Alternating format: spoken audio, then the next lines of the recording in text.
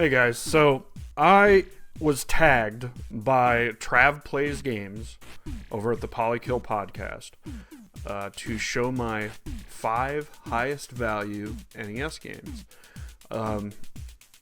Now, it's currently, if you're watching this right when it comes out, it's currently Megaman month on my channel.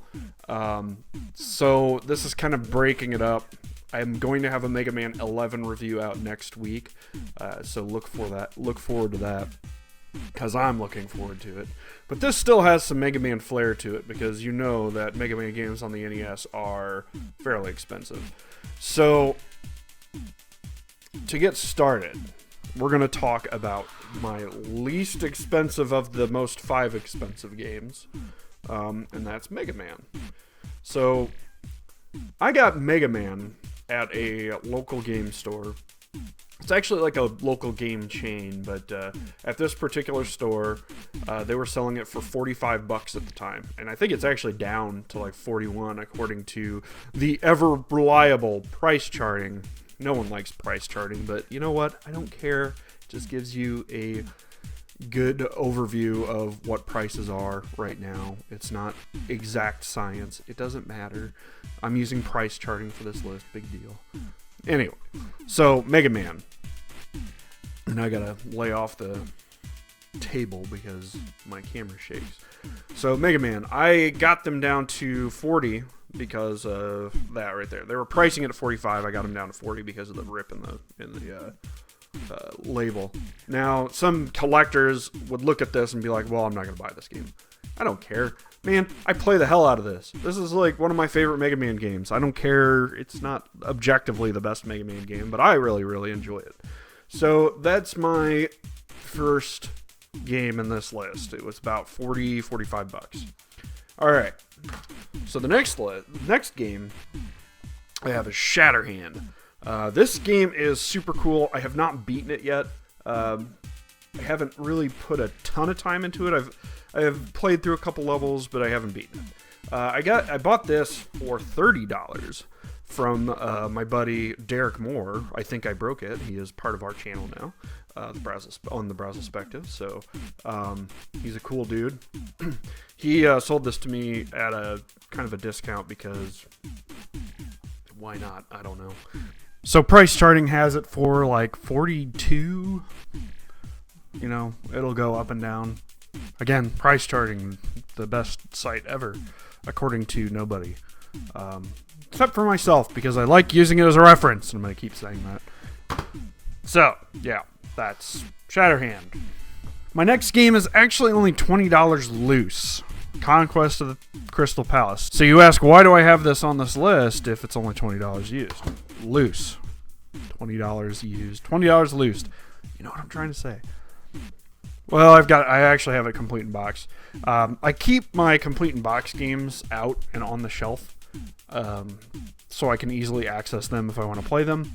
Conquest of the Crystal Palace is an incredibly hard game, but I don't even think I've beaten the first level. I've tried multiple times, but my wife bought me this for my birthday a couple years ago when it was considerably cheaper, and yeah, put it in a nice little case protector there. But it's about $50 complete in box. Maybe I'm cheating with this list by putting this on here, but otherwise you'd be seeing 3 Mega Man games instead of 2. You could probably guess what the next one on the list is then. But it's still a really neat game. I want to put some more time into it eventually, but I've had it for years and I haven't done much with it. But yeah, Conquest of the Crystal Palace, I have it complete in box. Next game on the list, which is always going for somewhere around $70 to $80, is Mega Man 5. I actually love this game. It's not the best in the series by any means, but for whatever reason, I've got a big soft spot for the not as good Mega Man games. Mega Man 5, you can watch my review, whatever. It doesn't matter. Mega Man 5, there's reasons. I'm not going to get into them here. But I love the game. I got this packaged with Mega Man 6 from Grumpy Bob's years and years ago. And I got it for like $60 at that time, which wasn't too bad. It goes for 70 to 80 now. I think at one point it was up to 90 loose. But Mega Man 5 is my most expensive Mega Man game. It's my most expensive loose only game. Actually, it might not be. Let's see. No. My most expensive loose only game, which I also, well, here. I've got Princess Tomato in the Salad Kingdom. I always forget what the name of it is. I always think it's like Adventures in the Salad Kingdom or something. Anyway, Princess Tomato, it is essentially an NES point-and-click adventure game. It's just got a bunch of series of menus. So you just take the series of menus, you click on the action that you want to do, and it takes you to another static screen. It's not a super exciting game, but I played this a lot as a kid. I rented it all the time, and I'm really not sure what drew me to it. If you've seen my video on it, I go into greater detail. But my mom bought me this, but she not only bought me the loose copy of the game, and this was well before this game shot up in price. This was probably about 10 years ago she bought me this when it was like $30. But I actually have it complete in box. And now, complete in box, this game goes for like $200. Okay, $179 today. I think it was like 180 or something a couple days ago. It doesn't matter. This game is my most expensive game that I own by far. Like across any console, Princess Tomato in the Salad Kingdom is the most expensive game I own. And we didn't buy it for, my mom didn't buy it for that price. It was probably like $20 or something when she got it. But yeah, so I have Princess Tomato in the Salad Kingdom, and that is my most expensive NES game. So I was supposed to tag some other people in this list, and I don't really know who I should tag. I guess what I'm going to do is I am going to tag SHMUP Master, Aggro Sky. I don't really know what his NES collection looks like, but I know that I've watched his collection video in the past. I just don't remember.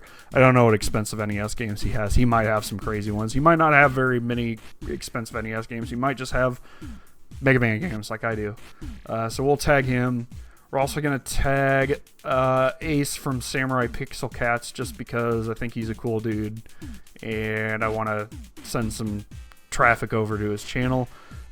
He does mostly Let's Plays. I don't watch a lot of Let's Plays, so admittedly I don't watch a lot of the stuff on his channel, but whenever he's done one-off things like reviews and stuff, they're always really good. And he's a good dude, and he's pretty funny, so check him out. And I guess, let me think, the last person I'll tag, let's tag UtahPunk. Let's tag Emmett.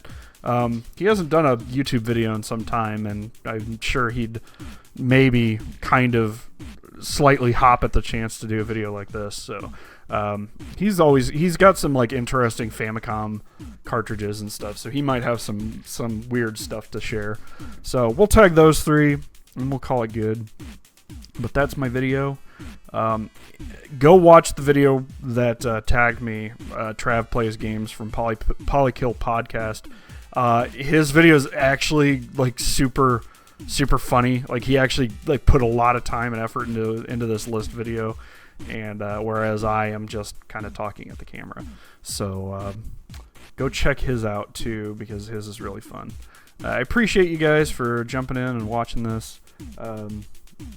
And we should have a Mega Man 11 review next week if you're watching this when this comes out. And yeah, we're going to keep rolling with that weekly content because it's fun to do. So I will see you guys later.